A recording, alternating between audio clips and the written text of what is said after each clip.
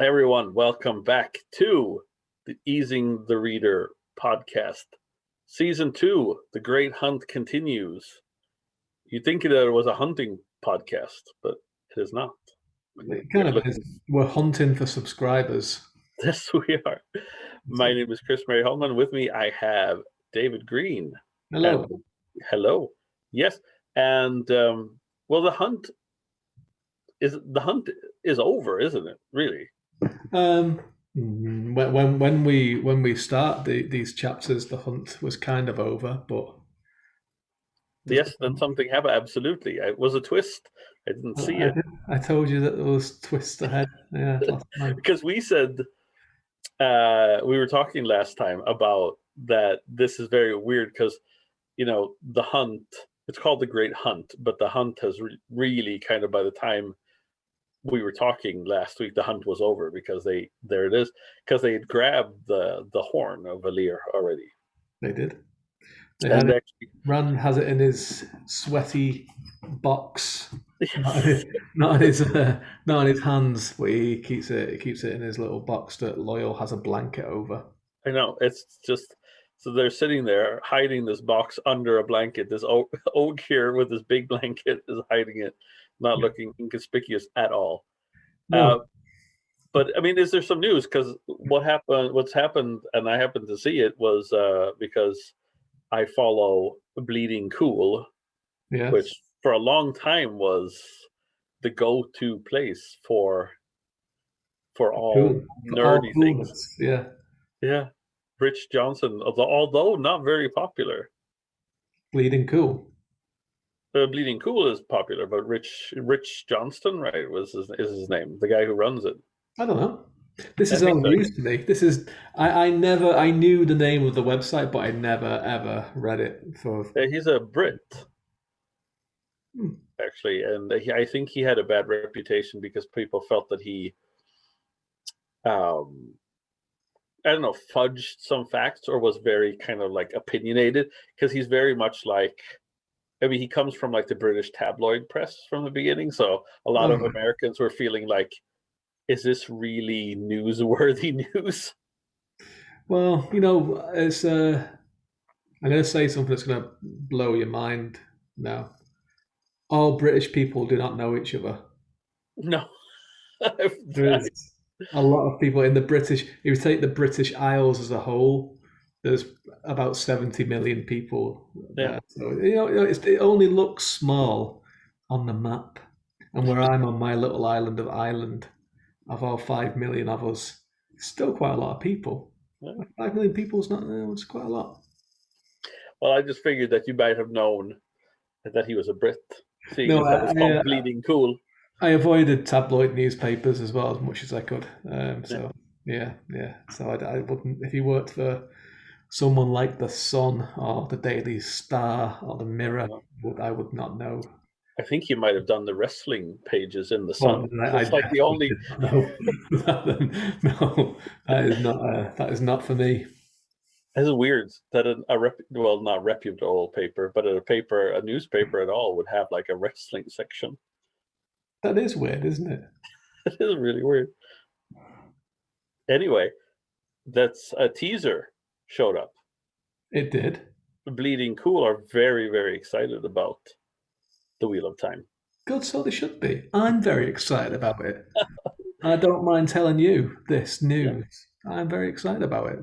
But it wasn't that much. It was Moraine getting blown away.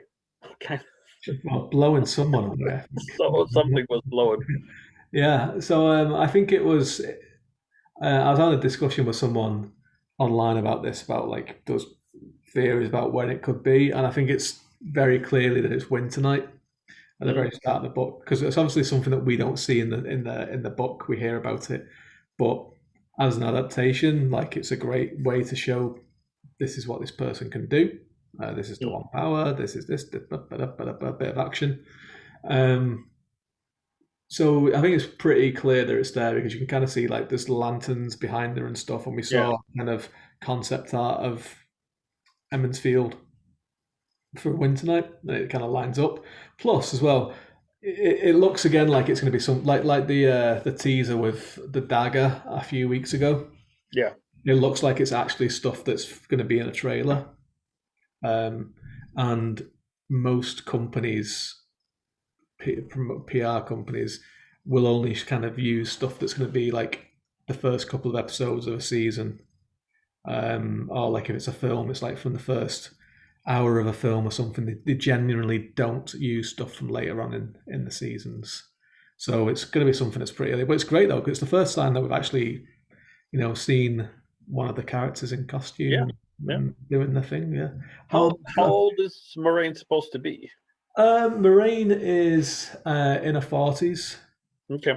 but obviously she has in the books she has the ageless look. Yeah, yeah, But like Rafe, the showrunner, was talking about that, and he said like basically they're not going to be doing that in the TV show because to CGI every single person's yeah. face is just a, he just said it's not a good use of money. Well, they So could do like they did in Doctor Quinn Medicine Woman and just smear a bunch of Vaseline on the that's the way leather. they used to do it. Yeah, Like I'm rewatching Lost at the moment. I think we talked about this before, but I know yeah. we talked about it. I was so hoping you were going to say that you're rewatching Doctor Quinn Medicine Woman. just so happens to be rewatching it. Yeah, I'm rewatching Lost at the minute, and obviously with that, there's like lots of jumping around in time with the flashbacks and stuff, and some of it is hilarious when they go like especially with some of the actors like Terry O'Quinn, Yeah. who's in his mid 50s, and it kind of goes back quite a long time for him, and he has like a really bad wig, I like a know. balding wig, and like, but Doesn't he his have like a storyline, mustache too? he He does has a like little bit, yeah, a little bit. But his storyline involves like his biological parents coming back into his life, yeah, and the actors are only actually 8 years older than him in real life, and it's so funny, like because he's clearly a man in these flashbacks. He's clearly a man in his mid 50s. yeah, Right, and it's supposed to be, I think, like from the timeline, he's supposed to be in his early 40s or something. About so he's only the same age as you, and a yeah. few years older than me in this point. It's like, man, he really doesn't look like it. But so that's what they used to do. It used to be like the Vaseline, a bit of makeup, a bit of a fill in, a bit of the hairline where they could for people and that kind of stuff. But yeah, it seems like, and it makes sense because it is like there is that technology does exist now. Like obviously in the Marvel films, there's quite a lot of like de aging going on with people. Yeah. But it's usually only like one character or a couple of scenes. Like Captain Marvel was the film that did it most because it had they did it to Samuel L. Jackson for the entire every shot he was in, but that was just the one character. To do that to every single Eyes to Die that's in the show would just be an insane amount of money to do it. Like so, yeah. I saw Gemini Man with Will Smith. Speaking of Oh yeah, CGI, yeah, it yeah. was horrible. I mean, because all they did was just render a bunch of like Fresh Prince faces and put them on some other guy. Yeah, yeah. Well, they did it in Westworld as well, didn't they, with Anthony Hopkins? Yeah, And that was only like a couple of scenes, and that looked pretty bad as well. And the thing is with that as well, they have like references that they can use, like they have movies from when he was that age where they can yeah. kind of. So there's no real excuse for it to be so bad because, like Marvel do it way better than anyone else. Well, they have a lot more money too. They do have a lot more money. They have, but even then, like they did it in Rogue One and they did it Mm. in Rise of Skywalker and The Mandalorian, and it wasn't as good. And it's the same company, so it's like what are you? If I was working for Disney, I'd be like, Marvel, what is it that you're not telling us about this technology? Because obviously you can do it a lot better than everyone else can. So anyway, yeah, so that was it. So yeah, exciting. Yeah, Uh, yeah. and No, and I think it is exciting seeing like a person for the first time yeah. in the Wheel of Time that isn't Billy Zane. Although I wouldn't have minded if Billy Zane was in the clip as well. Yeah, I think I would love to see him in in the adaptation. I would love Yeah, to, not as like the character who was playing in the whatever that thing was, but I'd just love to see him just as just in the background, yeah, just kind of like a doing something. an Easter egg of some kind. Yeah, yeah. Because obviously you can't have Robert Jordan in it because I'm thinking if Robert Jordan would have been alive, they would have slipped him in there somewhere. Definitely, I yeah, mean, definitely. I'd say Brandon Sanderson will be in it at some point. yeah, because I mean Terry Pratchett was in at least one of the adaptations. I think he might have been in The Color of Magic, maybe, or if he was in Hogfather. Yeah, I think he was in both actually. I Yeah, think he was in both of them. He was a toy maker in Hogfather. could He was in. He had like a toy shop. He was the toy maker in one of them. Pretty certain he was in the Color of Magic as well. but he wasn't in Going Postal then. No, I think that was because I remember reading. I was actually on the documentary about him. He got his diagnosis for Alzheimer's when he was on the first day of filming The Color of Magic, Mm. and he was on set that day, and he got he knew he got the diagnosis that day, like so. Yeah, I Um, remember. I've seen that. There's a couple of documentaries about him, and the one that he did himself about choosing to die is pretty yeah, strong. yeah, it was, yeah, good. Yeah, it was. But yeah, it'd be nice to like I'd say like Harriet McDougal, who is Robert Jordan's wife and editor. I'd say that she'll have a cameo in it, and Brandon Sanderson, I hope, will have a cameo in it as well. That'd be really nice. It'd be cool. Like I don't include us in this, but it'll be cool if like they're able to get some prominent people from the fandom. Well, I was thinking about the Dusty Wheel. Yeah, Dusty Wheel and like Jason Denzel and Sarah Nakamura and all these kind of people. Sarah Nakamura is working as a consultant for the show as well, so that should that should be cool to do that. But yeah, that would be great just to kind of have because I mean, Star Wars does that with the 501st Legion. Yeah, yeah, yeah. They get them in, so it'd be nice. It'd be a nice touch because the Wheel of Time fandom is like very loyal and very welcoming and accepting for new people that come into it. I mean, they disagree with each other about a whole lot of stuff, but it's always nice. It's not like flame wars or anything. And the other kind of little bit of news we tweeted about it, and we got quite a lively discussion in the Irish Times on Sunday. There was an interview with Orlando Bloom, Yep. and he was talking about how he has an exclusivity contract with Amazon, so he doesn't do anything for anyone else other than Amazon. But obviously, he is the star of Carnival Row, Yeah. which is Amazon, films in Prague, and it was also filming at the exact same time as the Wheel of Time was. So it could be like something if they wanted a big enough name to come in to do like a small role or something. Why not if they've got him on the contract already? So I tweeted, if he was in it, Mm. who would you cast? So it was quite a good discussion. We had a few people, some good suggestions. Some of them are people that you've not met yet. We're not up to the story, but there was a few people wanting him for Galad if he was a little bit younger, Yeah. which would have The been Green Man, I'm thinking. Green Man. He'd be perfect. The Green Man. He would be good for that, wouldn't he? Yeah. Good old Orlando Bloom. Well, exciting. It's very old Hollywood, that isn't it? Having a contract with a studio, Yeah, you work for yeah. them.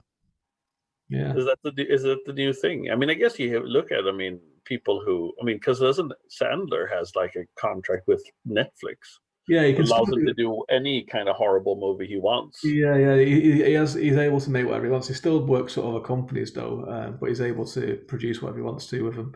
But yeah, apparently this one is like he can only work for Amazon. Mm. It's like, but I suppose the thing is with them is like they film everything in Europe. So if he's living in Europe, I think he lives in America though, which is kind of weird because like he's engaged to Katy Perry, isn't he? So I think they live in America. Yeah, they had just had a kid, I think, even. Yeah, yeah, yeah. So I don't know because I know like there's some actors that do that they kind of like they only act where they live basically because Mm. like they've got families or whatever. Um, but I suppose like they do only film it. They film most of the stuff in Prague for Amazon, so it's kind of like if it's if he's doing a few shows or a movie at once and it's all filming at the same place, he can Yeah. probably just go over there, do it, and then come back. So that's why you never know. He might pop up in Wheel of Time because it'll be handy for him and it's part of his contract. Yeah, but I think it also there's a security there because I mean if you look at Orlando Bloom as his if you look at his oeuvre to use a fancy word, it's not like it's not like he was super big when Yeah. he got Carnival Row. I mean, it wasn't like he was doing anything that was blowing anybody away. Yeah. Because even in this interview, he kind of said that like most of his success came within the first 5 years of his Yeah, career. Obviously, he did the Lord of the Rings trilogy, Pirates of the Caribbean, and then he didn't really do anything until he popped up in extras, Ricky Gervais's extras, yeah. where he was sending himself up, and then he was like in a few like kind of little bits and bobs there, like then he's kind of had like a mini like renaissance, I suppose. But yeah, this is the if you're just tuning into us and you've missed the first part of this, this is the Orlando Bloom podcast and It is. YouTube I channel. was thinking we should have a themed podcast every time, like we talk about like a certain because it was like the James Bond podcast last time, It was, yeah. and then Which I is mean funny now because we've been. there's a scene in it, what we're going to talk about. There's a chapter in this sequence that is very Bond-like, I think. I was gonna say that it was Bond-esque, and I was wondering like when it's like it's almost like this sequence and actually the Great Hunt overall is very sandbox gamey. I was thinking about like Dishonored. There's a lot of those aspects. There are little chapters of Yeah, there's this yeah, little yeah, mission yeah. here, this little mission there. Yeah, because there's like this chapter that's coming up. It reminds me a lot of Live and Let Die. Mm-hmm. But which was also like the last Bond film Spectre paid homage to at the start, but in Mexico with the parade and stuff, and it Yeah, kind yeah. of reminds me very very much of that those two films. But we might as well get cracking Yes. into this wee tome here. So Yeah. um, He's so they came into Carian. is that how they say it in the audiobook? Is it? Yes. Ariane. I always call it Careheim because it's like German. It looks German to me, but obviously I'm It's, wrong. it seems more Irish, I guess. Careheim. Yeah, maybe. But like what I always liked about this place is that there's so much like kind of Asian names Hmm? around it, like Jangai Gates and all. Yeah, it's like, is that what it's supposed to be? Well, like I mean, obviously there's a couple of times where he talks about the culture of the place and like the very kind of stoic and very into Dace de Mer as well. They love a bit of Yeah. that, but he kind of mentions a few times that they're always quite kind of small and pale.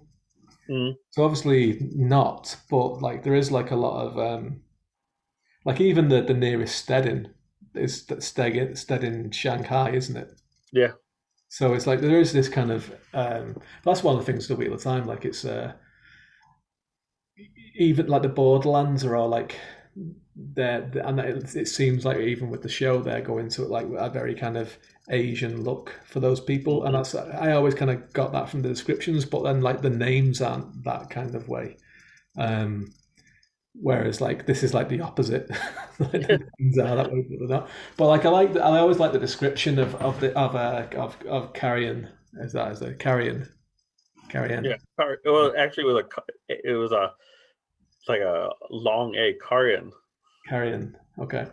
I always liked it because it's like the topless towers that um, fell over during the Ale War, and they're still building them. They're just building them forever. It's like they're never gonna Kind of stop. like kind of like in Egypt or in Tunisia, where they just like add floors Yeah, to a building. and he does like this really kind of like interesting way of describing the height of them because he says like they've got like he says there's plain grey walls that surround the city. Mm. But he doesn't say how tall the walls are, but then he says like the topless towers are like 20 times higher. So it's like you kind of think automatically, you think, oh, this is really, really tall. But it's like, but what if it doesn't say how big the walls actually are? It's no, yeah. It's I mean, I liked this this part because obviously the city is ancient and old, and it has like these noblemen that play the game of houses, Yeah. which somehow I just did they actually explain what it entails, or is it just like they kind of show each other up by Yeah, doing so stuff? you find out a little bit more about it, but it's just like this person is up to something, Yes. right? And they're trying to get one over everyone else. This is what the game of houses is. It's like people are just it's like keeping up appearances, but with deadly consequences. And And it's like it's gotten worse and worse, right? Because worse they and worse. talk about like how the game of houses used to be, Hmm. and that they before didn't really care about strangers that came into the or outlanders or people that came from other places. But now you're not safe if you're a tourist in the city anymore. Yeah, yeah, because people there's a really funny bit where like they go into the inn that they first come to, Yeah, the defender of the Dragon Well, I think it's called, and everyone thinks he's an ale as well. Everyone's just like, well, and that kind of explains like a little bit of the previous chapter where he was in the pub, and there's the yeah, captain that's kind of very suspicious of him because obviously they all think he's an ale, and they have very bad history with him. And he kind of goes in, then he comes into the middle of the room, and he's like, "I'm not playing this game. Like, I'm not interested." And everyone, and it's like nobody looks at him, but he knows that everyone is watching him. yeah. And The it's like invitations and throws him in the fire. it doesn't matter if you play the game or not. Yeah, That's the thing. It doesn't matter. And there's just like, oh, here's somebody new, somebody fancy. He's a lord of some kind. You're going to get a lot of invitations, and people are going to pay attention to yeah, what invitations you accept and which ones you don't. Because if you don't accept them, they're going to start thinking about why you didn't yeah, accept them. yeah, exactly. No, it's fun times. Even if you don't want to play the game plays you. Is Yeah. basically what they were saying to him.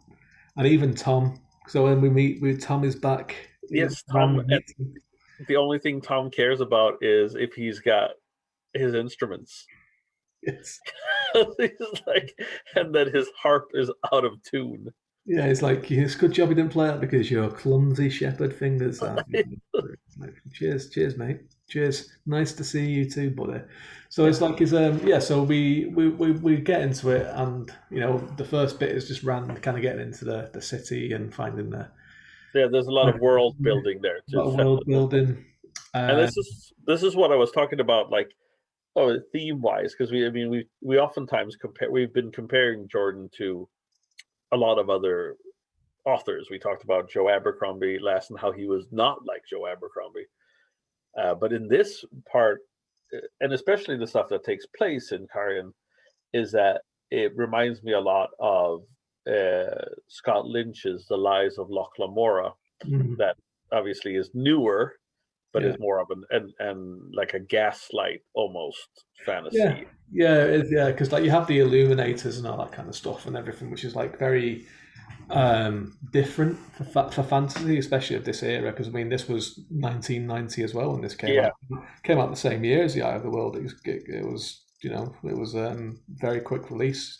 Obviously, he'd been writing it before Eye of the World had been published.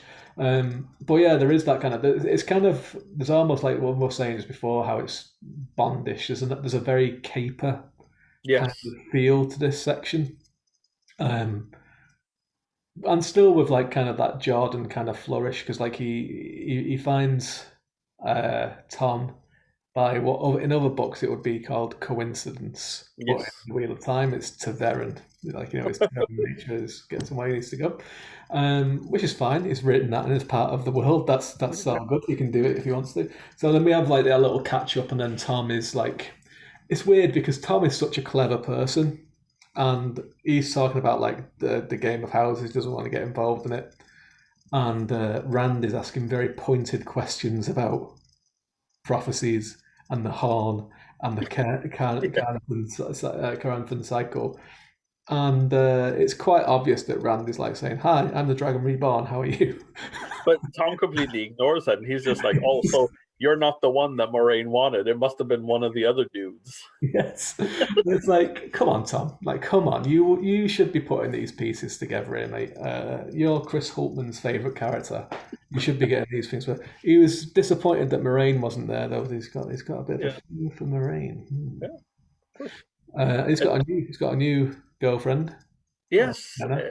actually, and then this is, I mean, I know we talked about the Nynaeve land part of the book.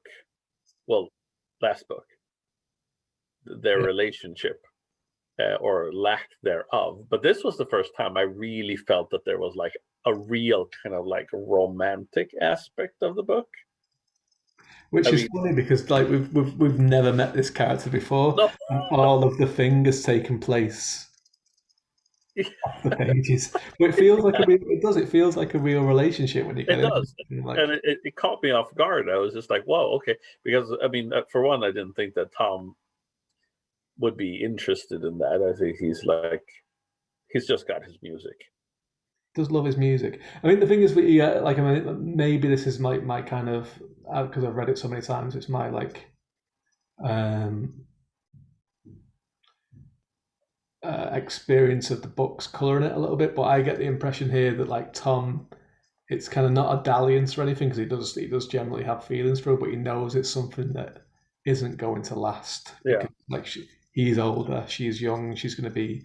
He thinks she's going to be a bard for the courts and stuff like yeah, that. Whereas yeah. he just this wandering It's gleaming. kind of like what I don't know what Star Trek movie it is. It's probably one of the later ones, but there's one where Spock has a relationship with another a Vulcan woman, which is it's like really, really odd.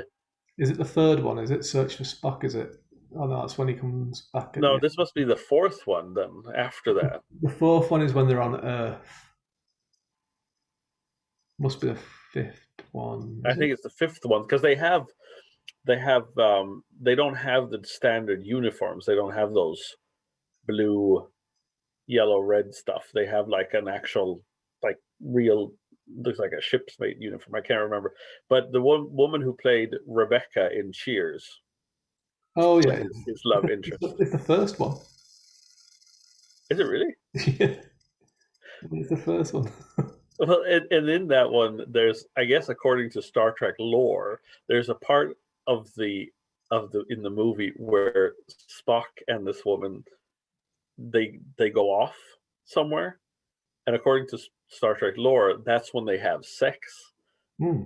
But it's only known to people who are real Trekkies, and apparently she has a kid who shows up later, I guess, in the series. Yeah, he shows up then in the third one, doesn't he? The Search for Spock. Yeah, Yeah. It's all coming back to me now. Motion picture. yeah. It's the motion It picture. was it was a thing. I always did like Search for Spock. It was my favorite. Oh yeah. Yeah.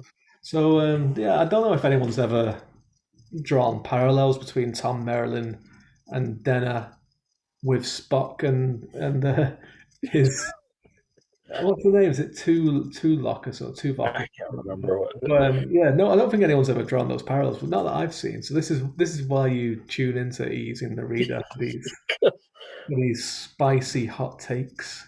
Yes. So Well, Tom, I mean, well, anyway, Tom's saying basically, I'm too old for this shit. I don't want to get involved yeah. in any of this. He just wants his instruments, and so he can play because whoever is.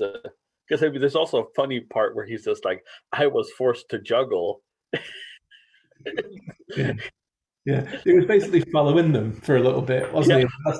That's what he's like, cause, and then he kind of just gives up then because he finds that they're all Moraine of them back. He goes to he meets up with Basil Gill, doesn't he? And Basil Gill says, "Oh, yeah, like the guy's got him," so he goes off on his own way. So that's nice that he was following them to kind of yeah. make sure they were all right. But yeah, he was like he was playing the nights after the boys were playing of his instruments. But he gives Randy a flute though, doesn't he? He's like, keep the flute, son, keep the flute. Yes, and then that's like the last we see of him for In at this least this portion, right? portion, yeah, maybe not for the rest of the book. Who No, knows? I would imagine that he returns. Um, So yeah, so then we come into the kind of Bondish yes, which I Tinkerest. liked. I liked it a lot. I liked that part of it was different, even though the pace it it was very anticlimactic for me because there was like this want for me for it to be very very speedy in the way it was written because there's a lot of things that happen and there's a lot of action or is what I saw in front of me. As I said, it seemed like when you're in Dishonored and you're running around in that the distillery. Mm-hmm. Yeah, that's the kind of vibe I got from it. Well, the whale, explosive whale, Yes. and everything like that. Yeah. So Yeah. like with this bit, so they're kind of walking down the street, and there's like a parade going on, and Rand is kind of looking at this weird effigy because earlier on when they first arrive in Kerry, and there's effigies of Trollocs, and they're like Yeah. obviously Hurin's like it's made by someone who's never seen a Trolloc Yeah. before, A like. Trolloc wouldn't be like that. I think Yeah, that's yeah, and then like Rand's kind of looking at it as Loyal's like waffling on, and it's a Trolloc. They just pull the thing away, and it's there. Rand kills it straight away without even thinking, but then he's grabbed by another one, and we yeah. see Loyal The Loyal kills for the first time. with his bare hands as well. Yeah. Well, he's a big boy. He's quite.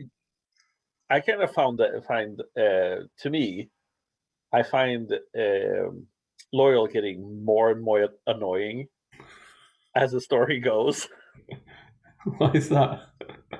I just don't know. I'm just tired of him and his because whoever's reading the book, and now because I've listened to two of the books on Audible sponsorship, please.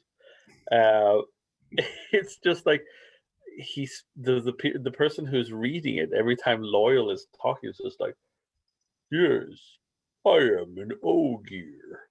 I killed the Trolloc for the first. It's like he's talking like he's dumb, and it's getting, and that coupled with what he says and his actions just makes him very, very dull. You really hate the people reading these books. You know they're really well thought of in the Wheel of Time community. Really, Yeah, and you're just every single week we're on it, you're hating them. You're I saying do, something mean about them all the time. I do, I do. I don't care for them.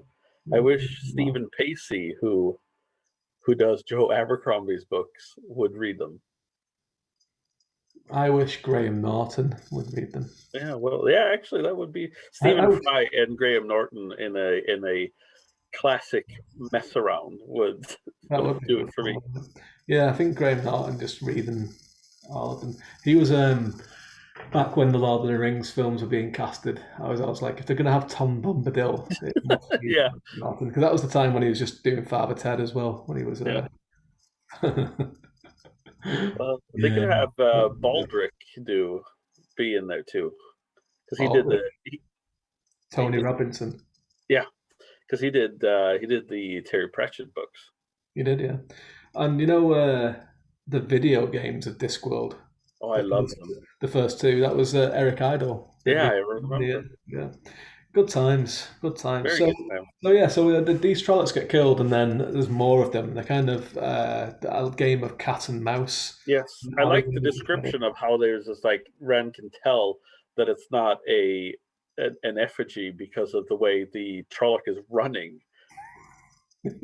And I also find it's funny that they have like dark friends that all they do are pretending to hold the Trollocs up. It's a well thought out but also insane plan that they have. No. Which is, it's the kind of plans that I really appreciate. So they're Well, it makes the dark friends seem. I mean, I guess I understand what it is, but it also, I mean, what they're doing, and I understand the dark friends are scary, but it also makes them look a little bit like a cartoon villains, especially after the Padan Fane debacle, where he gets like really pissed at them all for not protecting the horn. Yeah, and he just sends them all in fancy dress. It's it's brilliant. I can't wait to actually see it. But so they get backed into a corner, and then Selene appears, Yeah, she re-enters the narrative. and she's just like, "I've no time for you people. I just want you to be great. Why can't you be Yeah, great?" And like, listen, there's Trollocs and Dark Friends surrounding us, and she's like, "Just kill them, yeah. just kill them." And So is this is the part where she talks about like if he doesn't, or am I too soon now? Like she gets pissed at him is like if you're not going to use the horn, hmm, I'm not sticking around. exactly, yeah. Which is like, from what we know at this part of the story of what the horn can do, it Yeah. seems like a bit of overkill. Is all I'm saying, Celine. Just calm down a little bit. All right? Well, this is also this is where she really becomes kind of like the temptress that we were talking about before, where she kind of like says like, "Well, you have all these gifts, and why aren't you using them? Mhm. Why aren't you just killing indiscriminately?" Yeah. Why aren't you? Yeah, just Why? go over to the dark side already. Why isn't everyone just doing that? Like, Yeah. Well, Ingtar is. yeah, Ingtar is. She'd like Ingtar, I think. You would like him, wouldn't you? Would it be great enough? Would he be great enough? I don't He's wonder. great at killing things. He'd So use the horn. we were introduced to the Illuminators, and Yeah. I love the way that he writes the dialogue. It just makes me laugh so much. He doesn't say that they speak with an accent, but you know straight away when you're reading it that they've got some kind of. I always kind of think of some kind of Italian kind of Yeah. accent or something. It reminded me of yeah, Terry Pratchett has the alchemists, the that live on like Alchemy Row, the ones that invent moving pictures. Hmm. It reminded the Illuminators in a way reminded me of them. How, like they're kind of like half crazed because Yeah, you have to be doing this kind yeah, of stuff. yeah, yeah, yeah. So the Illuminators are basically they make fireworks and they have it stored in this guild house in a really Yeah. unsafe way. And from the conversations that Rand overhears, it's obviously these arguments go on quite a lot when people have almost blown themselves up. So we have like a lovely phrase, Tamuz, your mother, she is a goat, which I like very much. And yeah, it's good. So he's getting berated a little bit, and then Rand just has like one of the fireworks goes off, and they come back out again. They're like, "Be careful with the fireworks and what have you." And then the Trollocs and the Dark Friends are closing in. So Rand has this bright idea of going, "Let's go shoot a firework at one of them and see how that happens." And then he ends up blowing up the entire side of a building. Yeah. I mean, it is. I mean, for the I think I mean, it's not the first time that we get action scenes, but this is of a different kind. It feels like Yeah, Robert Jordan here is getting comfortable in writing something other because as I said before, what I found was anticlimactic is this high pace, there's quick pace, obviously, in what is happening, but he's still kind of telling it in a slow pace. yeah, and his Um, style is very descriptive. So it's yeah, you kind of have that where it's like. Um, well, I suppose that's what happens when you have like a scene that has three different characters in this kind of way because he wants to kind of give them all something to do as well. Where if it was just kind of just Rand on his own, or if it was just Rand and Selene, or if it was Rand and Loyal on their own, it'd be kind of more kind of less descriptive, I suppose, and the pace would stay high. But I think he's kind of trying to have that like almost like a angel and the devil yeah. on his shoulder, isn't he? Where Loyal is like saying, "Come, we could find a different way to do this," and Selene is like, "Just kill everyone." And then Rand is like, "I know, I'm just going to set off some fireworks." Yeah. And then there's a little bit of a throwback to because he talks about like that, they've never. He kind of sets a little bit where he comes from because they're talking about like in the Two Rivers they're not used to fireworks Yeah, yeah, because they could never afford it. yeah. They might see like one illuminator in a blue Yeah, moon. Or something. Yeah, yeah. So, and I like the fact that we're introduced in these set of chapters into two new types of people, work, jobs. It's the illuminators and it's the questioners. Yeah. So after the Rand chapter, so they run back to the inn after he's blown up Yeah. a wall. Celine's left him. Selene says, "Peace out." Yeah, she's left him another note saying, Yeah. you're a kind of dangerous guy, but I quite like it. And and then we cut to Perrin, Matt, and Ingtar, and we are introduced huge world building section because we Yeah. finally kind of we've met the some AO before, but this one we get a real big kind of like, this is the AO. They're having a good, nice little chat. Yes. Perrin's trying to pump them for information. We find out about like what they call the waste, which is called the Freefold Land, and why they call it the Freefold Land. We find out about the capital called Rudian. We find out about he who comes with the dawn that they're looking Yes. for. And Matt and Perrin are both like, Rand does look a lot like an ale. And do you think that they're talking about Rand in this bit? Which is a little bit on the nose, really. But as we know from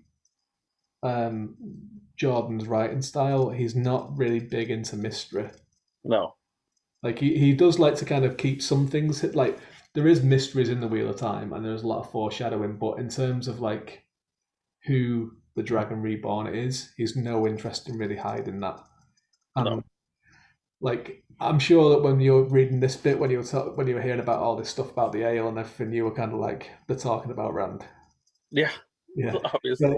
So that's he's no interest in hiding that. I think he's quite comfortable with like all of these prophecies from all these different cultures are all about the same person. Mm. Yeah, and we talked about that before when we talked about the first book, that it's not a great mystery who the dragon is.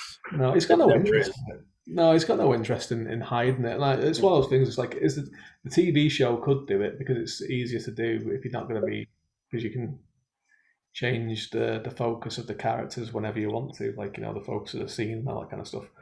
But like I think he was just kind of like, I've got because like especially with the first couple of books in this series, there's a huge we talked about before. There's a huge Arthurian led influence, and obviously in all that kind of stuff, there's never any doubt that Arthur is who he is.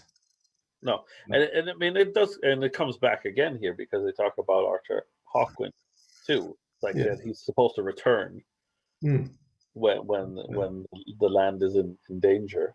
Yes, exactly. Yes, that's the next. So that's the next chapter because that Engtar and Matt and Perrin one is a very short one. It's basically here's the ale. Yeah, I know. The whole chapter is just like this big dump of information. Yeah. It's very book one-ish, that one, because I think book two you can tell there was like a year or so probably where he's kind of developed his style a little bit more after finishing the first one, even though they're out in the same year. But that one is very kind of there's a lot of chapters like that in this first book, and this is the first real one in this book where it's kind of like we're all going to sit down and I'm going to tell you a little story about what's going on. But then we switch to the questioners. So we get to see that kind of stuff, and we get to see the Sean Chan. Yes, Sanchan. Mm-hmm. And we get to see the Children of the Light, right? It's Bornhold. Yeah, Bornhold. And I actually liked this chapter the best. Oh yeah? Yeah, I mean, for everything else, I mean, I really I could really get like invested in those characters because they're so. I think you get a little bit of a. I mean, you get to see their perspective in a way of how they view life, how they view the world, and I think that was because I had questions about them, like what are they really thinking, what do they really want, and even here, like obviously they're not too happy about the questioners or the Like every single world has some form of inquisitor. They do. So It comes from a very real world thing. It comes from like Spanish Inquisition and all that kind of stuff. But yeah, even like more modern day versions of it is like the DEA and yeah, yeah, international absolutely. affairs. And And I think I think it's just a natural thing that happens. Any world that has a strong religious grouping will have that kind of organization that are looking for answers. heretics or dark friends.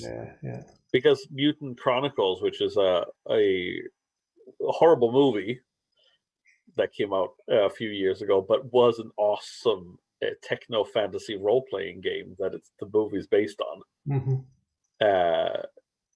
It also has like a group of inquisitors, like set in the future, because they're also looking like for like dark friends or something like that, or heretics. I Yeah. like it, and it's the same with Joe Abercrombie. Obviously, the With blade itself. Gotha, yeah, yeah. But that's the thing as well. Like it's like with these, and it comes from like the Spanish Inquisition with the Catholics and everything. It was like Yeah. no one can be as pure as us, and even within our own organization, no one can be as pure as us. No, I And know. that's what it is. Like it's like the real fanatics and the real zealots. Mm. Just go to those kind of extremes because there's probably some very nice white cloaks and they believe in like what they believe in. They think they're doing the right thing, but then there's other white cloaks that are like everyone is a sinner except for Yeah. me. But it seems like it because obviously they talk about when we meet them, there's been some questions asked,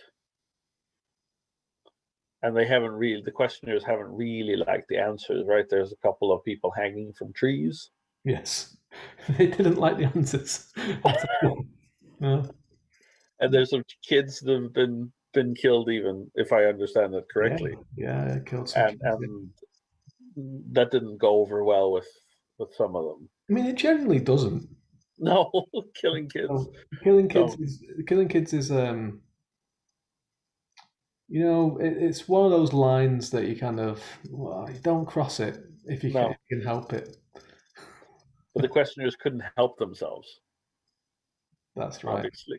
That's right. But I mean, as I said, I did like this. It was a nice break from a lot of sameness for a while. Yeah.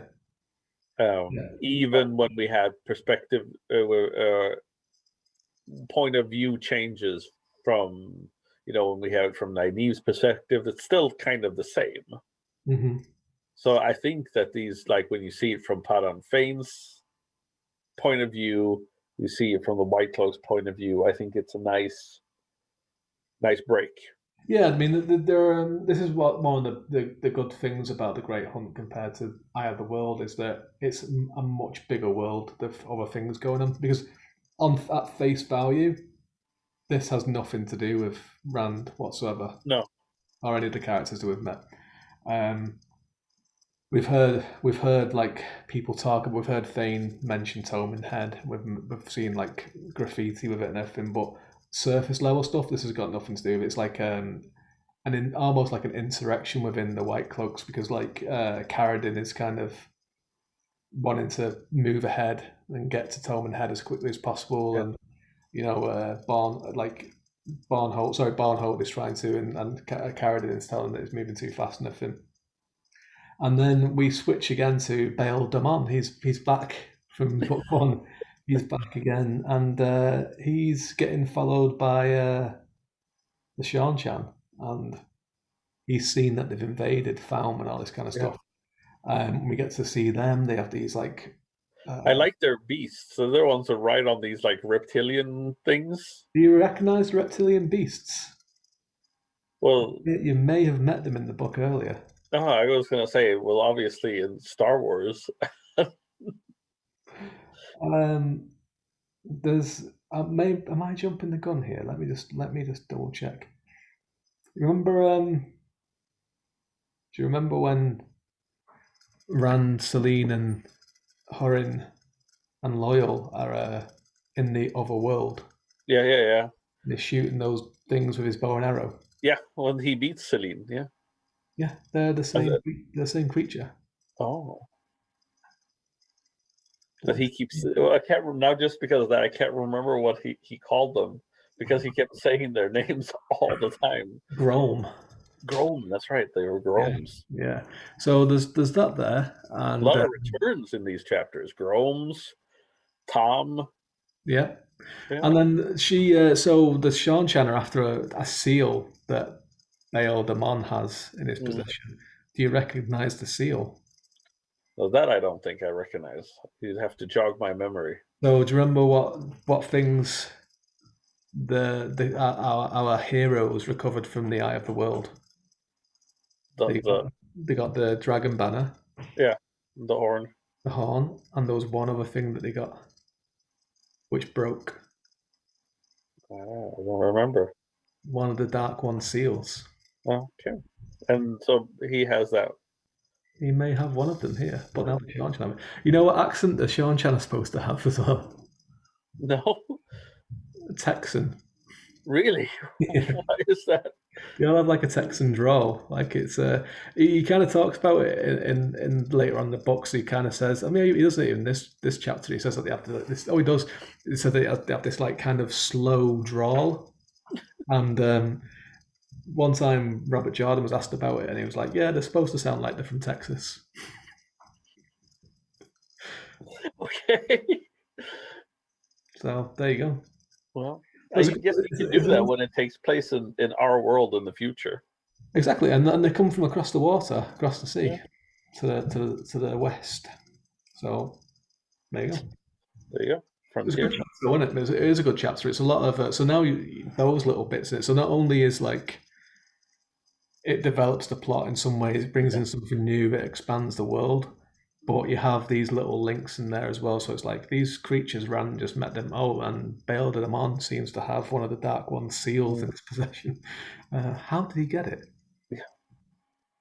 Well, it's an interesting chapter, and then we get on to the final chapter that we're going to talk about, Deus de Mar, That's the the one. Game of Houses. Game of Thrones. Yes, as I said, it harkens back. You wonder if how.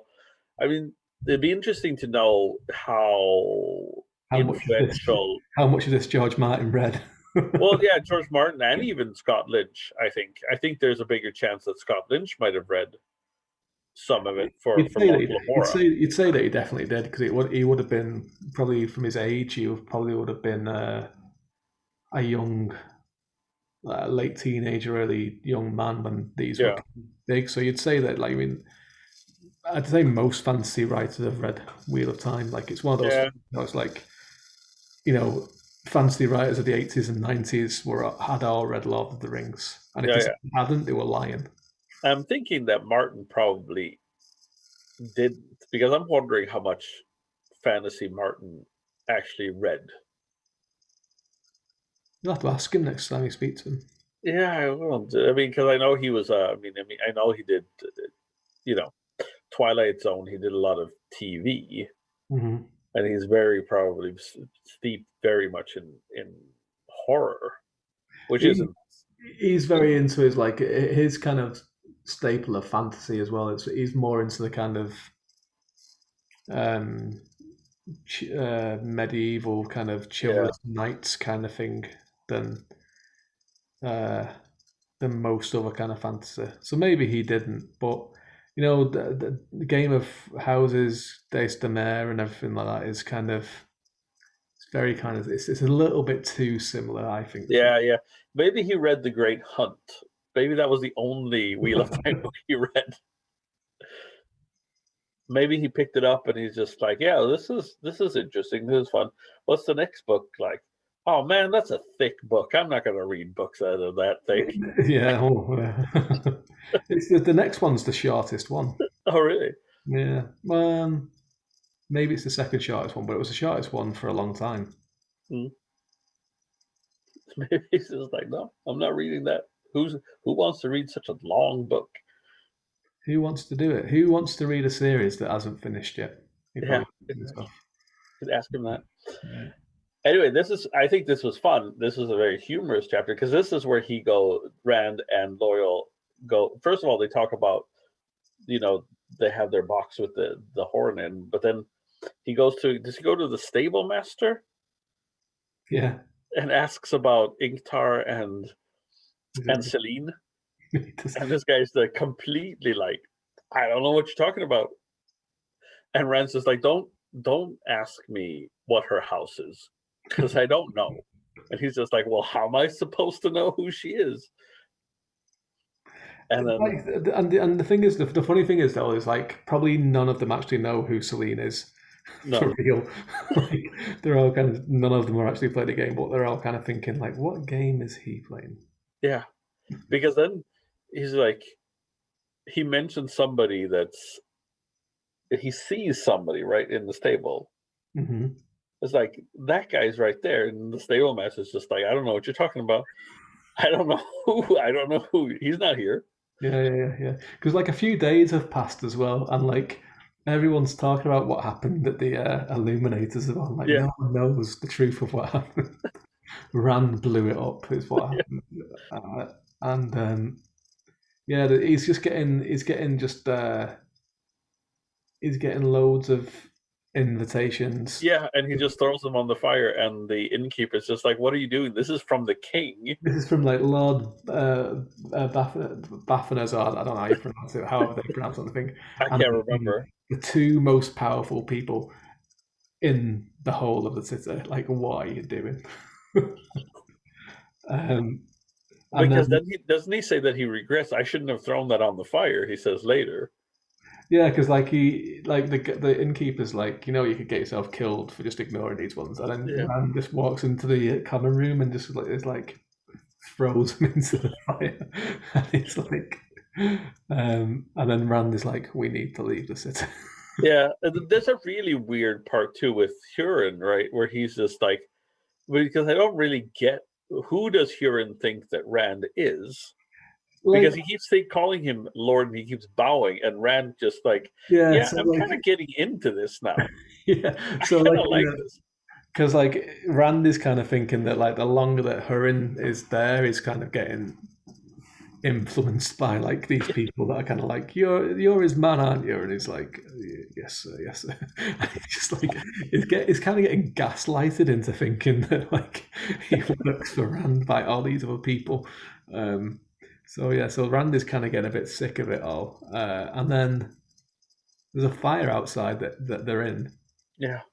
And then they run upstairs, and Huron is knocked out. The chest is gone. Loyal's worried about his books. Yeah. And he's like, they're going to burn. And he's like, well, Huron's in here as well, and he's unconscious, and the horn's gone. Forget about your books. But they get everything outside anyway. And then Rand's like, I probably have to bring this dragon banner, won't I? He brings that with him, and he finds Ingtar, Mat, and Perrin. Yeah. And that was a really good image I found, because they're standing there, they talk about Perrin's burning eye or glowing eyes. Mm-hmm. And it's just, you're too late. Too late. We had the horn. Now the hunt is back on again. Yeah. So there you go. Yeah. The hunt is back on again. Isn't it becoming? It's becoming a great hunt, is it not? Yes, it is. It's become. Yeah, no, actually, this is. I think. I was thinking that it was going to be a little bit of a slog at these chapters here, because I didn't really know where it was going, and especially there was. I mean, the whole. I think I got the whole with everything with Tom and everything like that. It wasn't super interesting, but then it kind of picked up by the end, and it really. Yeah, it's a good steady pace, this one. Yeah. The changes in the regular changes in POV helps, even mid chapter or even at the end of the chapter. This is something he does quite a lot in this book. He did it again in one of them where Rand and Tom are talking, and then Rand leaves, and then it switches POV to Tom for a couple of paragraphs, which he's kind of done a few times in this book. But it's effective because it just makes everything feel so much more alive, and there's so much more going on compared to the first book. I mean, I do like the first book, but it has its issues, and the more you kind of read the other books, especially this one, I think it's quite a big step up. Yeah, oh yeah, definitely. Because already, like, we've got only this much left in the book, I know. and According to the Audible, we have like 10 hours and 8 minutes left. well, that's no time at all. Not at all. We've rattled through this one, and Yeah. I tell you what, there are some big twists ahead Oh, as well. So and it's turns. twist, no turns, just twists. No turns, just twists. Twists, no turns. I'm afraid they're all heading in one direction, but they twist on their way there. So no, it's a really good book, and it's like you can see. I'm glad that you're enjoying it. I think you can see how it's like very much a fan favorite, Yeah. especially from the early sequence. Is the man from the prologue, the man known as the man known as Buzz? Is he coming back? He may have already been in it. I was thinking he might have been one of the. I was thinking in the, and I'm just going to speculate. Do the White Cloaks meet him? Well, you know he's a White Cloak. Yeah, but I mean, was he in the chapter with the White Cloaks? He may have been in it, or he may have been mentioned in it. Yeah, that's why I was kind of getting the sense. That's why I asked. Well, you know he's a questioner as well. Oh, that's true. Does he like killing babies? If you go back and read the description of his uniform, it has the little crook on the star, so you know he's a questioner. So we're saying that, you know, he's not in the prologue for no reason. Yeah. No. Yeah. Is there always going to be a prologue? Maybe the Dragon Reborn doesn't have one, but I think every other one does. There's one. I think there's one book that doesn't have one. I think I can't remember which one it is now off the top of my head. But yeah, mainly, and then there's some of them have epilogues then as well. Okay. Epilogues start creeping into it at some point. Yeah, so there's a lot to look forward to, and yeah, we've only got 3 more episodes left of this book. So we're back in 2 weeks, and we'll do the next 6. So after that, we're going to have Rebecca from Reading the Pattern as a guest to talk about a very interesting part of the book, and then we'll be having Matt, our season finale villain. The innkeeper returns. Will return to talk about the end of the Great Hunt, and then we'll be into the Dragon Reborn by May. Be fun. Be a good time. We'll see where we're at then in the world too. Probably still lockdown in Ireland. Yeah, I know. We got. I got a memory on Facebook about. Well, actually, a lot of my colleagues have been putting up memories on Facebook when it all started, because it's been a year now since we went home from we started remote teaching. Yeah. So it's a long year. Yeah, a year and a week for us. Yeah. And we've been in a 4-level 5 lockdown since. But you've had it a lot rougher. I mean, it's here in Sweden. We weren't that locked down, and I mean now it's starting to. It's starting to get rougher. I mean, places that sell alcohol have to be closed by 8. You're not allowed to be more. Oh no! I know you can do takeout, but you can't be. I just don't understand that really. But like, yeah, we've been in level 5 lockdown since the last week of October, apart from 2 weeks over Christmas. So it's 6 months now. We've been in a full lockdown. It's not great. No, I know it's not great at all. I was so it's crazy because we last week, 2 weeks ago, I think we were talking about. She's like, we need to go out and do something. We need to go out and grab a cup of coffee or something. We need to get out of the house. Mm-hmm. And we did, but I mean, the rule here in Sweden is that if you go, you can go to a restaurant or you can go to a cafe, if it has its own entrance to the street, because then you can go out. You can be four at a table. All right, yeah. But if you have to go to like the restaurant in IKEA, you're not allowed to, because you're only allowed to be one person in like a shopping mall or a store. So if there's a cafe inside the store, you're not allowed to be four people unless that place has its own entrance that is blocked, and then the other entrance is blocked off. Convoluted. Yeah. So I bought a bench to put outside my house so I could sit outside. That's what I did.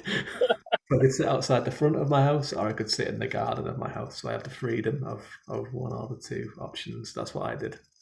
Yeah, I do have a bench on the front. No, I have a coffee on my bench, and some of my neighbours come and sit next to me on the other side of the bench, and that's what I do. Sometimes, some days I take my laptop outside and I type outside on my bench. Yeah. That's what I do. That's it. So, have you got any news before we wrap up? Well, we have a big piece. We have news. I mean, you have news. I do. Too. And we have news. We do. Yes. Just released today is our publishing house, Breaking Rules Europe, just released our first anthology, Lost Lore and Legends. That is correct. 300 and some drabbles of exquisiteness. It's all about European folklore, myth, and legend. So Robert Jordan would probably have liked it, I think. Yeah. There's some other ones sneak in there too, on the back end, but mostly yes. We have Celtic, we have Scandinavian, we have Slavic, we have Iberian, we have Germanic with all that entails, French, German, Dutch. And for for a limited time being, you can get the ebook for just 99 cents of your whatever currency. 0.99 currency. Yes. Coming June 4th of June 2021. Oh, there you go. In Solitude Shadow, which is the first book of the Empire of Ruin series, which is, if you like Wheel of Time, you like Game of Thrones, you like The Witcher, because it's a kind of European influence as well, there'll be something to love here for it. It's first of a trilogy. The whole trilogy we're aiming to get out this year, so it'll be very, very quick. 1, 2, 3. It's available for pre-order at the moment. I'll put the link below, but that is the front cover. We revealed it a couple of days ago. That's the main character on the front, Colleen Alpenwood. One of the main characters. There's 3 main characters in it, but she is one of the main ones. And yeah, I'm very, very excited for this to come out. I've been waiting for a while to get it out, and very excited about it. Hopefully, people will like it and people will enjoy it. So that's it. I'll put the link. I'll put the link below. So that is that. That's my news. Tell me if one enjoys David Eddings. Yes. Will they enjoy it? Yes. Yes. If you enjoy anything, you'll like it. Oh, there you go. There you go. Well, that's it for this time, and we'll see you in 2 weeks. On the next turning of the wheel. Exactly. Goodbye.